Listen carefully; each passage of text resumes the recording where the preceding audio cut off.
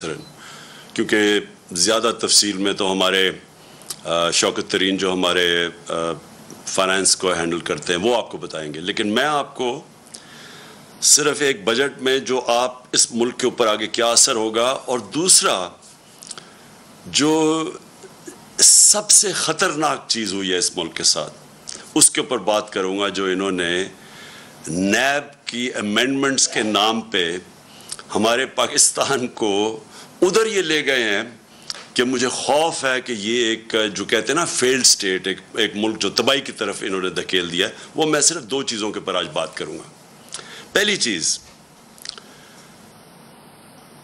یہ تو اب واضح ہو جانا چاہیے ساری قوم کو کہ ان کی کوئی تیاری نہیں تھی ملک کی معیشت ٹھیک کرنے کے لیے، ان کی کوئی تیاری نہیں تھی کہ یہ کسی طرح قیمتیں نیچے لے کے آئیں، یعنی جو ہمارا شور مچا ہوا تھا کہ جی مہنگائی ہو گئی، بہت بڑی مہنگائی ہو گئی اور یہ مہنگائی مارچ ہوگی اور آ کے مہنگائی کم کریں گے، تو اب تو یہ واضح ہو جانا چاہیے کہ نہ ان کے ذہن میں مہنگائی تھی اور نہ ان کے ذہن میں یہ تھا کہ اس کی معیشت کیسے ٹھیک کرنی ہے۔ ان کے صرف ذہن پہ ایک چیز سوار تھی کہ کیسے جو انہوں نے اتنی محنت سے دوسری باری، پہلے N R O general Musharraf دے چکا تھا، معاف کر چکا تھا سارے جو انہوں نے چوری کی تھی اپنے 90 کی دہائی میں، جب دو دفعہ ان کی حکومتیں کرپشن پہ گئی تھیں تو وہ تو معاف ہو گئی تھی۔ انہوں نے کیسے جو پچھلے 10 سال میں انہوں نے ملک کو مقروض کیا اور خود اربوں پتی بن گئے اور ان کے باہر پیسہ بینکوں کے اندر اور محلات پہ، تو وہ کیسے معاف کروانا تھا، تو ساری ان کی کوشش وہ تھی۔ تو لہٰذا اس کے اوپر میں بعد میں آؤں گا، لیکن پہلے میں صرف آپ کو کہہ دوں کہ پہلے تو کبھی پاکستان کی تاریخ میں ہم نے نہیں سنا پروویژنل بجٹ، یہ کبھی ہم نے نہیں سنا کہ یہ کوئی عارضی بجٹ آ رہا ہے، تو اس کا مطلب کہ تیاری نہیں تھی اور عارضی بجٹ یہ لے کے آئے تھے صرف خانہ پوری کرنے کے لیے۔ اس کے بعد اس سے پہلے انہوں نے قیمتیں بڑھا چکے تھے، آپ کو پتہ ہے تیل کی قیمت، ڈیزل اور پیٹرول کی قیمت اور بجلی کی قیمت آسمانوں پہ چلی گئی تھی، جس سے باقی ساری اور قیمتیں اوپر چلی گئی تھیں۔ تو اب اس کے بعد یہ ایک اور بجٹ لے کے آئے ہیں۔ اب اس بجٹ میں صرف آپ کو موٹی بات کرتا ہوں۔ سب سے پہلے انہوں نے کیا کیا؟ انہوں نے سب سے پہلے جو عام آدمی ہے اس کا تو معاشی قتل کر دیا۔ جتنی انہوں نے قیمتیں بڑھائی ہیں پیٹرول کی اور ڈیزل کی اور بجلی کی، یہ ابھی یہاں رکیں گی نہیں۔ پہلے تو اتنی کبھی قیمتیں بڑھی نہیں ہیں۔ اس کے بعد انہوں نے ایک پیٹرولیم لیوی لے کے آئے ہیں جو 50 روپے پر لیٹر ہے، یہ اب انہوں نے مزید یہ قیمت اور بڑھانی ہے، تو یہ ابھی یہاں رکنی نہیں ہے۔ یہ ابھی جب قیمتیں بڑھیں گی تو سب سے پہلے یاد رکھیں کہ عام آدمی جس کے مشکل سے آج کل کی انٹرنیشنل مہنگائی ہے، یہ سب مانتے ہیں کرونا کی وجہ سے ایک انٹرنیشنل عالمی مہنگائی ہے، تو ایک تو پہلے وہ مشکل میں تھے، اب انہوں نے جو مزید اور ان کے اوپر بوجھ ڈالا ہے، پہلے تو اور بوجھ پڑا ہے اور اب مزید اور بوجھ پڑے گا۔ دوسرا انہوں نے جو کارپوریٹ ٹیکس لگایا ہے، جو انہوں نے سپر ٹیکس لگایا، اب یہ سپر ٹیکس کی وجہ سے ہمارا جو اس وقت جو کارپوریٹ کا ٹیکس ہے وہ چلا جائے گا 39% پہ، 39%، جبکہ ہندوستان اور بنگلہ دیش جو یاد رکھیں مقابلہ کرتے ہیں، ہم چیزیں جو بیچتے ہیں دنیا میں، ہمارے جو کمپیٹیٹرز ہیں جن سے ہم مقابلہ کرتے ہیں وہ ہندوستان اور بنگلہ دیش ہے، ان کے 25% ہے۔ اب اس کا مطلب کہ ہماری چیزیں جب آپ یہ ٹیکس لگائیں گے تو ہماری چیزیں مہنگی ہو جائیں گی، اوپر سے بجلی ویسے مہنگی ہو گئی، گیس 45% ویسے مہنگی ہو گئی، اور جو ڈیزل اور پیٹرول، کیونکہ ڈیزل اس لیے کیونکہ لوڈ شیڈنگ اتنی زیادہ ہے، لوڈ شیڈنگ کی وجہ سے انڈسٹری کو چلانی پڑتی ہے جنریٹرز پہ، تو وہ سارا جو اب ان کا جو کاسٹ ہوگا جو چیزیں بنانے کی، مینوفیکچر کرنے کی، وہ مہنگی ہو جائیں گی۔ اس کا اثر آئے گا بے روزگاری کے اوپر، کیونکہ سب سے زیادہ جو روزگار دیتی ہے وہ انڈسٹری دیتی ہے، تو انڈسٹری کے اوپر جب ٹیکس لگے گا کمپیٹ نہیں کرے گی، اور ابھی کئی انڈسٹریز میں بے روزگار کرنا شروع کر دیا لوگوں کو، تو یہ مزید آگے اور بڑھے گا، یہ جو انہوں نے سپر ٹیکس لگایا ہے۔ اور یہ آپ کے سامنے ہے سٹاک مارکیٹ کے اوپر اس کا جو اثر گیا ہے، جو بزنس کمیونٹی پہ گیا ہے، اور اس کے علاوہ جو گیا ہے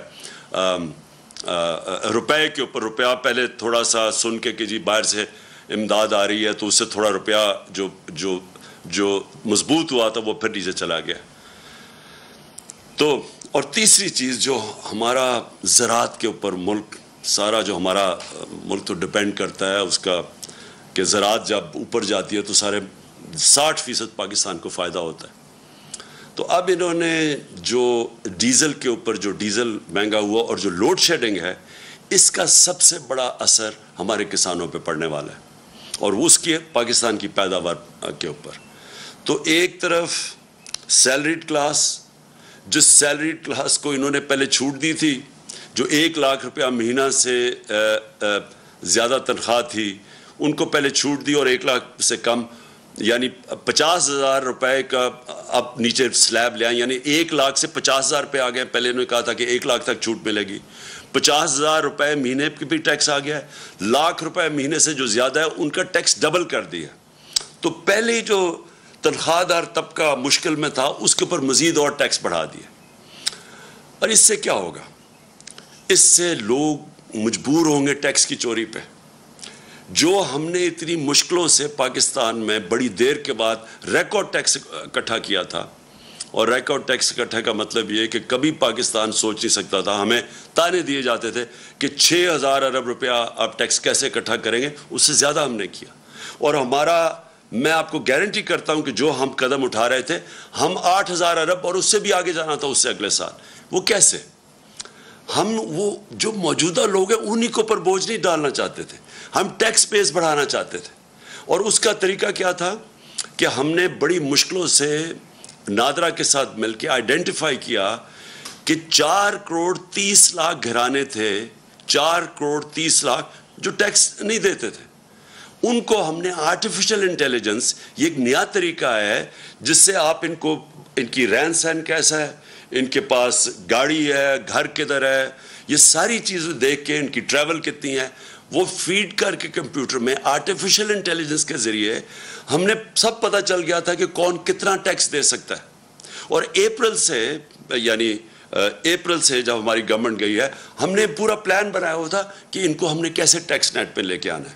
اس کا مطلب ہمارا ٹیکس نیٹ بڑھ جانا تھا اور بجائے انہی لوگوں کے اوپر زیادہ ٹیکس ڈالتے بلکہ اگر ہم کم بھی ٹیکس کرتے تو کیونکہ وہ نیٹ بڑھ جانا تھا ہمیں ہماری ٹیکس کی آمدنی جو میں سمجھتا ہوں کہ 8,000 سے پھر ہم نے اوپر جانا تھا. پھر ہم نے ایک ٹیکنالوجی کا استعمال کیا اور یہ سارا ٹیکنالوجی کے ذریعے ہمارا پلان تھا. ہم نے جو ٹریک اینڈ ٹریس سسٹم ہے ایک یہ جو بڑی ہم نے دیکھا کہ شوگر انڈسٹری کے اندر جب تفتیش کی تو جو شوگر انڈسٹری کے اندر کئی ملز 70% صرف ڈکلیئر کرتے تھے اپنی سیلز ٹیکس کے لیے کہ کتنی انہوں نے چینی بنائی ہے باقی 30% وہ آف بکس بیچتے تھے یعنی اس کے اوپر سیلز ٹیکس نہیں دیتے تھے. اس کے لیے ہم ٹریک اینڈ ٹریس سسٹم لے کے آئے کہ ایک ایسا سسٹم ہے کہ اس کے ذریعے ہر بوری کے اوپر وہ لگتا ہے تو بیٹھے ہمیں پتہ چل جاتا ہے کہ کتنا انہوں نے پروڈیوس کیا اور کتنا وہ بیچ رہے ہیں. یعنی یہ جو چوری ہے سیلز ٹیکس کی اس کو ختم کرنے کے لیے سسٹم لے کے آئے تھے.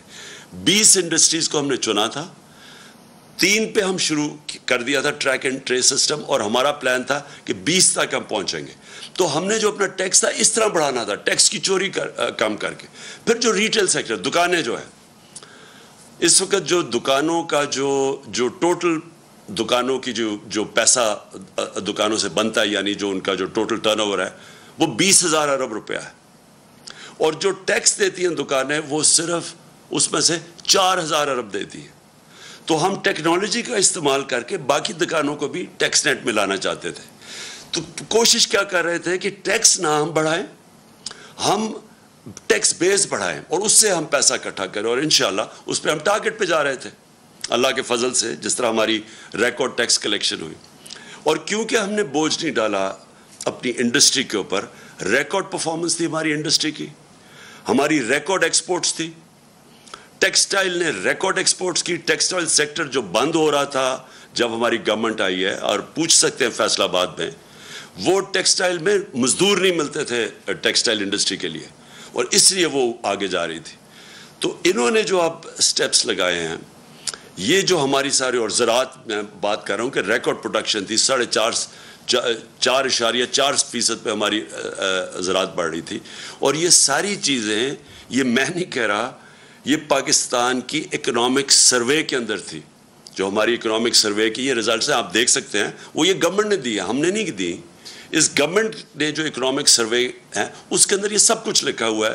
سروس سیکٹر بڑھ رہا تھا، انڈسٹری بڑھ رہی تھی، زراعت بڑھ رہا تھا، آئی ٹی ایکسپورٹس بڑھ رہی تھی، جو فیوچر ہے پاکستان کا ٹیکنالوجی کی، آئی ٹی کا، جو ہم نے بڑے انسینٹیوز دیے تھے.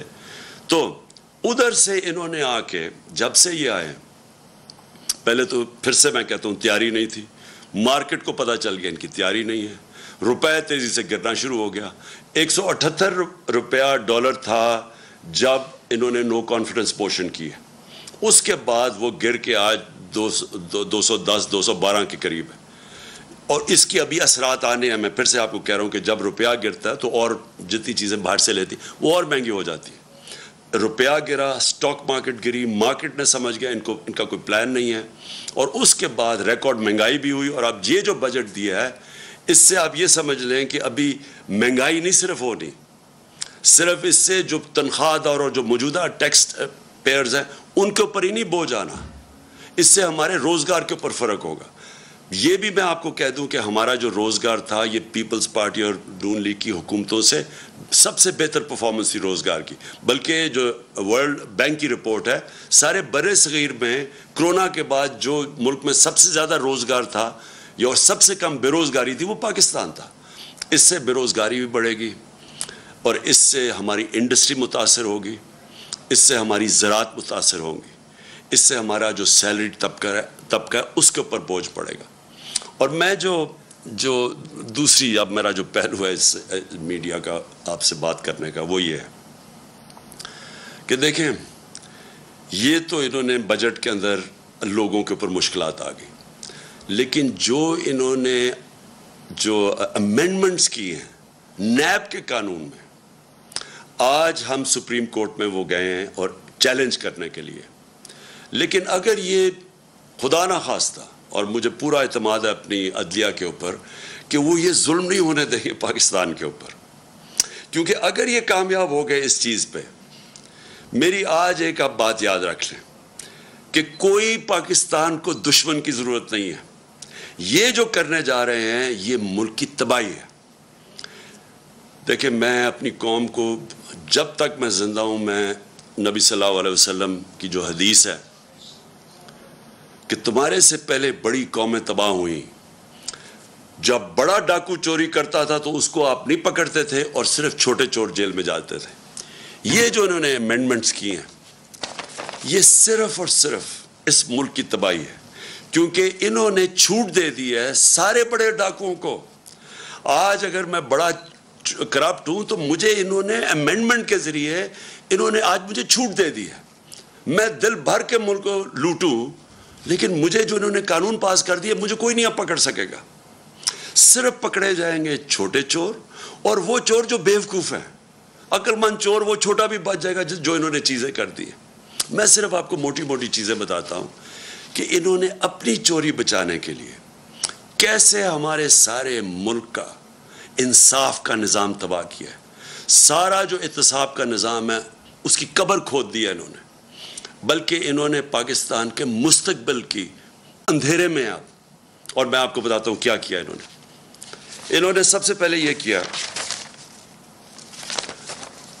کہ اگر میں ہوں سرکاری، میں ایم این ہوں، میں وزیر ہوں، میں وزیر اعظم ہوں، میں بیوروکریٹ ہوں، میں اگر چوری کرتا ہوں اپنی پوزیشن کو، اپنی پبلک پوزیشن کو استعمال کرتے ہوئے میں چوری کرتا ہوں، میں پیسے بناتا ہوں، میں اگر وہ اپنے بیوی بچوں کے نام ڈال دیتا ہوں، دوستوں کے ڈال دیتا ہوں، رشتہ داروں کے نام پہ کر دیتا ہوں، اس نئے قانون کے مطابق مجھے کوئی نہیں پکڑے گا. یعنی آپ یہ سمجھ جائیں کہ اگر آج نواز شریف اگر وہ اپنی بیٹی کے نام پہ باہر پراپرٹیز لے لیتا ہے، آپ کوئی نہیں پوچھ سکتے. آپ بڑے بڑیاں زمینیں خرید سکتے ہیں اپنے بچوں کے نام پہ، آپ کو کوئی نہیں پوچھ سکتا، کیونکہ انہوں نے تو کہہ دیا کہ جناب صرف وہ ذمہ دار ہے، اگر میرے پاس پیسے تو میں جواب دوں. اچھا لیکن نہ تو اچھا یہ جو فلودے والے اور یہ جو پاپڑ والے جن کے نام پہ انہوں نے بے نامی چیزیں لی تھی یہ اب سارے پاک ہو جائیں گے اس سے. پھر اگر فیک اکاؤنٹس میں پیسہ آ بھی گیا اور پوچھ لیا ان سے تو پوچھیں گے کیا کہ اگر مثلا 1 ارب روپیہ میرے اکاؤنٹ میں آ گیا لیکن وہ میں نے سارا یا خرچ کر دیا یا باہر بھیج دیا یا اس سے عموماً ہوتا کیا جب آپ زیادہ پیسہ بناتے ہیں یا یہ جو بڑے بڑے ڈاکو ہیں ان کا اصل میں نقصان کیا کرتے ہیں یہ کیونکہ ان کی چوری زیادہ ہوتی ہے. اب شہباز شریف کی اور بچوں کی صرف جو پکڑی گئی ہے باقی یہ یاد رکھیں یہ پکڑے گئے ہیں جو نہیں پکڑے گئے اس کا ہمیں پتہ ہی نہیں ہے. 16 ارب روپے کے جو ایف آئی کا کیس ہے اب یہ کیا وہ پیسہ رکھ سکتے ہیں پاکستان 16 ارب کا جواب دینا پڑے گا لہٰذا یہ ہنڈی حوالے سے باہر بھیج دیتے ہیں پیسہ. یہ جو ان کی باہر پراپرٹیز ہے آپ اندازہ نہیں لگا سکتے کتنا پیسہ باہر بھیج اگر پاکستان میں رکھیں گے پکڑا جائے گا. یہ ہمارا ہی نہیں ہے کیس یہ جتنے بھی ملک جن کے اندر غربت ہے جن کو ڈیولپنگ ورلڈ کہتے ہیں وہاں سارا ملک ان کی غربت کی وجہ یہ ہے وہ بھی طاقتور ڈاکوں کو نہیں پکڑ سکتے جس کو وائٹ کالر کرائم کہتے ہیں ان کے پاس بھی وہ وکیل نہیں ہوتے جو ان کی وائٹ کالر کرائم پکڑ سکے. وہ بھی کیا کرتے ہیں کہ وہ بھی پیسہ چوری کیا ملک سے باہر بھیج دیا. تو یہ جو رپورٹ ہے یہ بھی میں بار بار لوگوں کو بتاتا رہتا ہوں کہ یونائٹڈ نیشنز کے سیکرٹری جنرل نے یہ تفتیش کروائی ہے وہ پینل کا نام ہے فیکٹ آئی پینل.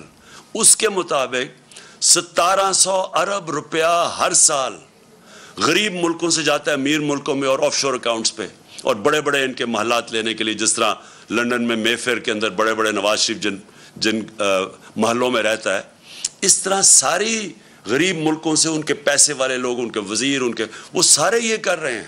اس لیے ہر سال غریب ملک غریب ہوتے جاتے ہیں کیونکہ اس طرح کے بیٹھے ہوئے ہیں جو زرداری اور شریف یہ ملک سے پیسہ باہر بھیج دیتے ہیں.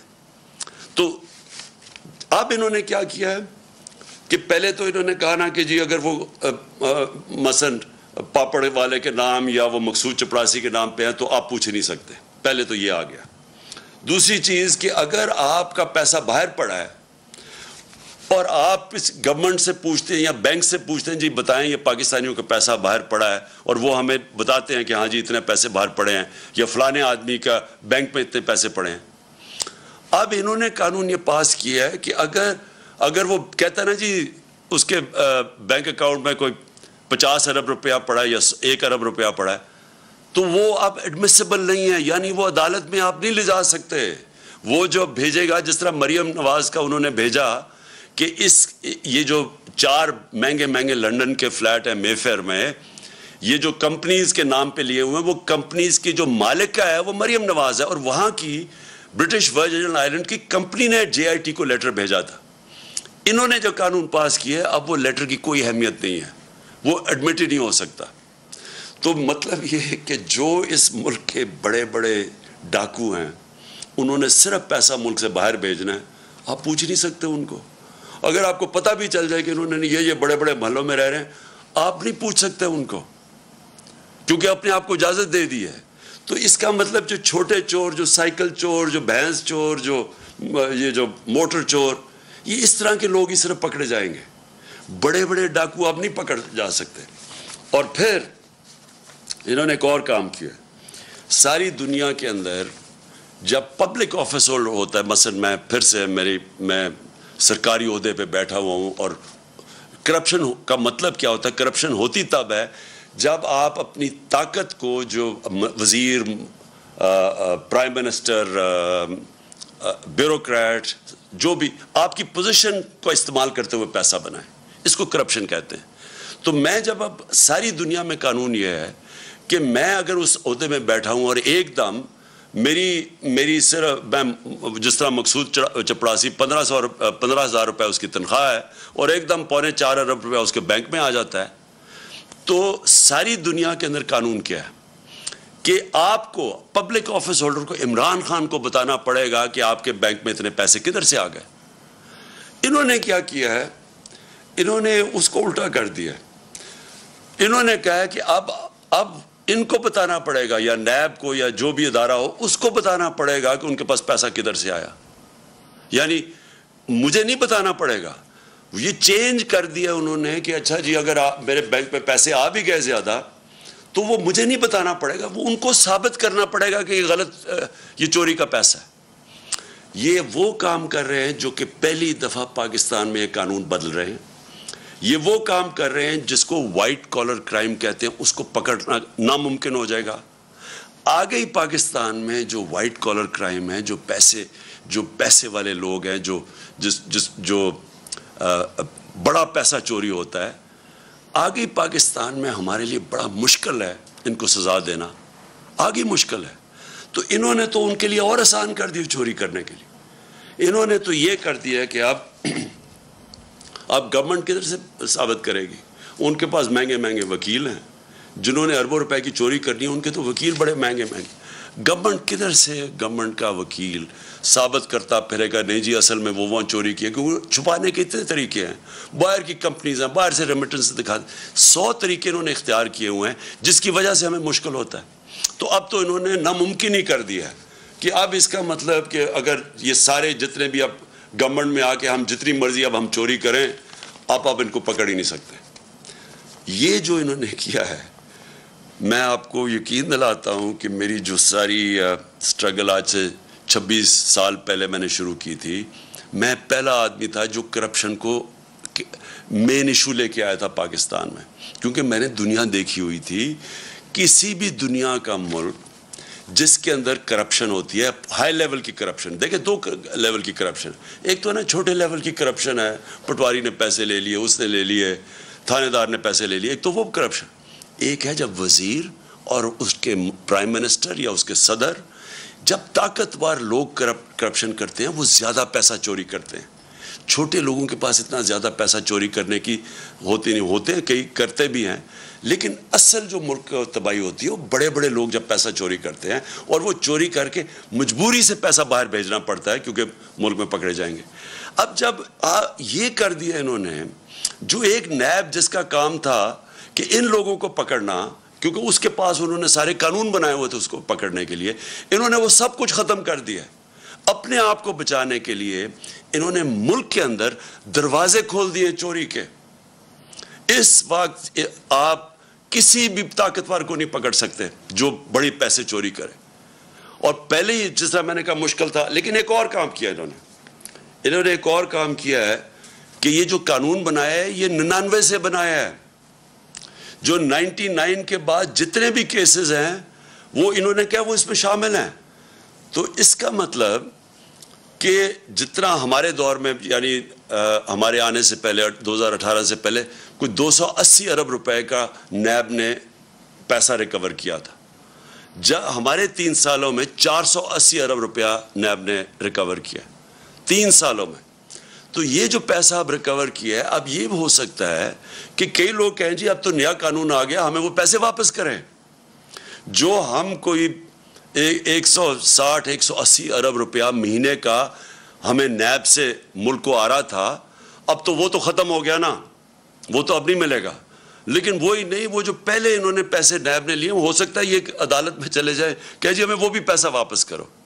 تو میں آخر میں اپنی قوم سے کہنا چاہتا ہوں کہ ہم اس وقت وہ فیصلہ کن وقت پہ کھڑے ہیں کہ یہ جو لوگ, یہ جو چور تھے جو 30 سال سے ملک میں پیسے چوری کر رہے ہیں, جو پہلے NRO 1 لے چکے تھے, اب آ کے یہ NRO 2 انہوں نے اپنے آپ کو دیا ہے. ہم نے جس طرح کہا سپریم کورٹ میں ہم چیلنج تو کر رہے ہیں, لیکن اگر یہ کامیاب ہو جاتے ہیں اور یہ قانون رہ جاتے ہیں, آپ یہ سمجھ جائیں کہ پاکستان ایک بنانا ریپبلک بن جائے گا. ابھی تو ہم کہتے ہیں نا بننے جا رہے ہیں. بنانا ریپبلک کیا ہوتا ہے؟ بنانا ریپبلک وہ ہوتا ہے جدھر طاقتور کے لیے ایک قانون ہوتا ہے اور کمزور کے لیے دوسرا. بنانا ریپبلک وہ ہوتا ہے جدھر رول آف لا نہیں ہوتا, یعنی قانون کی حکمرانی نہیں ہوتی, مائٹ از رائٹ ہوتی ہے, جس کی طاقت وہ جو مرضی کر لے. ادھر جا رہا ہے پاکستان. ایک طرف ہم نے ٹیکس لگا دیے لوگوں کے اوپر, تنخواہ دار لوگوں کے اوپر, اپنی کارپوریٹ کے اوپر ٹیکس لگا دیے, کسانوں کے اور عام آدمی کے لیے ڈیزل, پٹرول, بجلی وہاں تک پہنچا دیا ہے کہ ان کے لیے اب مشکل ہوگا گزارا کرنا. دوسری طرف جو سب سے بڑے طاقتور ڈاکو ہیں اس ملک میں, جنہوں نے 30 سال سے لوٹ رہے ہیں ملک کو, جن کے پاس اربوں روپے کی پراپرٹیز باہر ہیں, ان لوگوں کو 1100 ارب روپیہ معاف کر دیا ہے. ٹیکس لگا رہے ہیں ہم نے کتنے ٹیکس, انہوں نے ایکسٹرا IMF کے کہنے پہ ٹیکس لگائے ہیں. تو وہ جو لوگ لوٹ رہے تھے ملک کو 1100 ارب روپیہ ان کا معاف کر دیا ہے اس نیب امینڈمنٹ نے. 1100 ارب روپیہ. ذرا ذہن میں ڈال لیں کہ یہ پیسہ پاکستان کا پیسہ تھا جو چوری ہوا ہے. یہ کبھی ان کو اجازت ہی نہیں ہونی چاہیے پیسہ معاف کرنے کے لیے. یہ قوم کا پیسہ تھا. اپنے آپ کو چھوٹ دے دی ہے. اپنے آپ کو بچانے کے لیے یہ نے ملک کو کدھر تک پہنچایا, انہوں نے کتنا نقصان کیا ہے. تو اس لیے ساری قوم کو میں آج ساری قوم سے اپیل کر رہا ہوں. میں اپنے لیے نہیں کر رہا, میں آپ کے اور آپ کے مستقبل, آپ کے بچوں کی, آنے والی نسلوں کے مستقبل کے لیے کہہ رہا ہوں کہ یہ ہے ٹائم ہم سارے پرامن احتجاج کریں اس کے خلاف. یہ ہمارا جمہوری حق ہے. ہمیں انہوں نے جب 25 مئی کو جب ہم نے پرامن احتجاج کیا تو جس قسم کے انہوں نے ہمارے اوپر تشدد کیا, یہ میں آپ کو یقین دلاتا ہوں کہ کسی جمہوریت گورنمنٹ میں پاکستان کی تاریخ میں ایسے نہیں ہوا. اور میں آپ کو جنرل مشرف کے مارشل لاء کو کہتا ہوں, میں نے 8 دن جیل میں گزارے تھے. میں نے اس دور میں اس طرح کا ظلم نہیں دیکھا جو انہوں نے اب کیا. اور ایسے انہوں نے ظلم کیا صرف ایک وجہ سے, کیونکہ ان کو پتہ ہے یہ سارا ایک سازش کے ذریعے آئے ہیں, ناجائز ہیں, انہوں نے چوری چھپانے آنا تھا. ان کا صرف ایک اب حربہ رہ گیا کہ لوگوں کو خوف پھیلائیں, ڈنڈے کے زور سے لوگوں کو دبائیں تاکہ لوگ چپ کر کے بیٹھ جائیں, کہ خوف زدہ ہو جائیں لوگ کہ جی ہر جگہ. اور لوگوں کو ٹیلی فون آتے ہیں, کبھی صحافیوں کو ٹیلی فون آ جاتا ہے ان نون نمبر سے, کبھی سوشل میڈیا کے لوگوں کو اٹھا کے 2 دن جیل میں ڈال دیتے ہیں خوف پھیلانے کے لیے. میرے اوپر کوئی 9 پتہ نہیں کتنی FIRs ہیں, صرف کہ کسی طرح ہم ڈر کے چپ کر کے بیٹھ جائیں. میں آج ساری قوم کو کہتا ہوں کہ آپ نے یہ خوف کا بت توڑنا ہے. یہ بہت بڑا بت ہے. یہ بت آپ کو غلام بنا دے گا. یہ بت, اگر آپ اس خوف کے بت سے کی پوجا کرنا شروع کر دیا آپ نے, تو یہ یاد رکھیں کہ آپ اپنے اوپر ظلم بڑھا دیں گے. یہ ظلم بڑھتے جائیں گے آپ کے اوپر, مہنگائی بڑھتی جائے گی, چوری بڑھتی جائے گی. ساری چوری کی قیمت آپ ادا کرتے ہیں. جتنا یہ اوپر بڑے بڑے ڈاکو چوری کرتے ہیں آپ اس کی قیمت ادا کرتے ہیں. انہوں نے 3.5 سال کیمپین چلائی, اور مجھے پتہ ہے کدھر سے پیسے میڈیا کے اوپر چلا, مجھے پتہ ہے باہر سے فنڈنگ کدھر سے ہوئی ہمارے اگینسٹ یہ جو پوری سازش تھی. آپ یہ دیکھیں کہ آخری 2 سال میں 17 سال میں جو سب سے زیادہ پاکستان کی 17 سال کے بعد, اس کے باوجود کہ بینکرپٹ ملا تھا, دیوالیہ نکلا ہوا تھا, اس کے باوجود کرونا ہوا تھا, اس کے باوجود آخری 2 سال میں 17 سال کے بعد سب سے زیادہ گروتھ ریٹ تھی ہماری, یعنی ڈیولپمنٹ تھی. کرونا کے باوجود, IMF کے پروگرام کے باوجود آج دنیا اکنالج کرتی ہے جو ہمارا احساس کا پروگرام تھا. سٹینفورڈ یونیورسٹی کی ریسرچ دیکھ لیں, انہوں نے اکنالج کیا کہ پاکستان ایک فلائی ریاست بننے کی طرف جا رہی تھی. یہ ہم نہیں کہہ رہے تھے, یہ باہر کی دنیا اکنالج کر رہی ہے. ہمارا جو کلائمیٹ چینج کا پروگرام تھا دنیا اکنالج کر رہی تھی. 10 ڈیمز ہم نے پہلی دفعہ شروع کیا کہ پاکستان کے آگے مستقبل کا سوچا جائے. اس دور کے اندر, مشکل دور میں, آج آپ دیکھ لیں کہ ہمارا معاوضہ کریں جو انہوں نے کیا کہ صرف 2 مہینے کے اندر. میں اپنی ساری قوم کو آج کہتا ہوں کہ یہ آپ کے اوپر خوف بھی پھیلائیں گے میڈیا کے. میں تو آج سلام کرتا ہوں ان صحافیوں کو, میڈیا اینکرز کو, جن کے اوپر FIRs کاٹی ہوئی ہیں, جن کو ٹیلی فون کر کر کے دھمکیاں دی جا رہی ہیں. میڈیا آنرز کو میں ان کو سلام کرتا ہوں, جو 2-3-4 میڈیا آنرز جو آج کھڑے ہوئے ہیں, اس کے باوجود کہ دھمکیاں ملتی ہیں, اس کے باوجود آج کھڑے ہیں اور حق اور سچ پہ کھڑے ہیں. میں آج اپنی ساری قوم کو کہنا چاہتا ہوں, آپ نے اس طرح کے لوگوں کے جتنے یہ آپ کو ڈرانے کی کوشش اور ظلم کرنے کی کوشش, اس سے نہ گھبرائیں. وقت آ گیا سٹینڈ لینے کا. میں آپ سب کو دعوت دیتا ہوں کہ اگلے ہفتے کی شام کو میں ایک بڑا پروٹیسٹ جلسہ کر رہا ہوں پریڈ گراؤنڈ میں, اور یہ ہوگا صرف پنڈی اور اسلام آباد سے میں لوگوں کو یہاں اکٹھا کر رہا ہوں. باقی پشاور میں اور پنڈی لاہور میں कराची में, मुल्तान में, हमारे जो बड़े बड़े शहर हैं, इन सारे शहरों के अंदर, फैसलाबाद में ख़ास तौर पे, आज फैसलाबाद में जिधर मुश्किलों का सामना करना पड़ा है, मैं सारों को कह रहा हूँ कि आपने वहाँ जलसे करने हैं हफ्ते की रात को, और मैं इंशाल्लाह करूँगा परेड ग्राउंड में जलसा। मैं चाहता हूँ कि भरपूर तरीके से आप शिरकत करें, और फिर से आप शिरकत करें, मेरे लिए नहीं, अपने लिए, अपने मुल्क के लिए, अपने बच्चों के